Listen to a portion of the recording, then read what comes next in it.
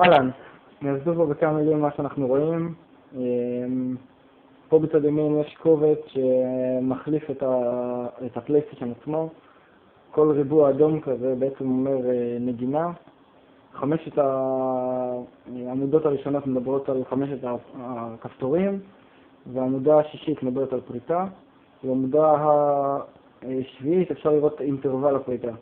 כלומר, בהתחלה האחד מנגן ופריטה, השני מנגן ופריטה, שניים מנגנים, פריטה, בקיצור, זהו. כאן התוכנה יש לה שני רכיבים. רכיב ראשון זה סימולטור, שמה שהוא עושה, קורא את הקובץ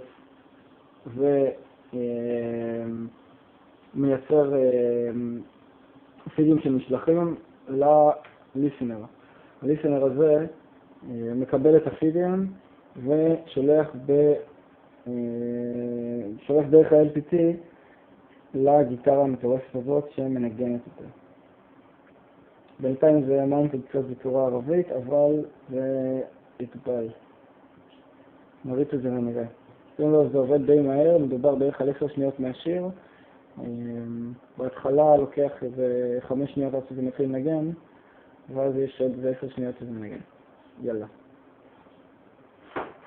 מה שאני מריץ עכשיו, נריץ את הסימולטור שיקרא את הקובץ וישלח את הפידים לליסנר.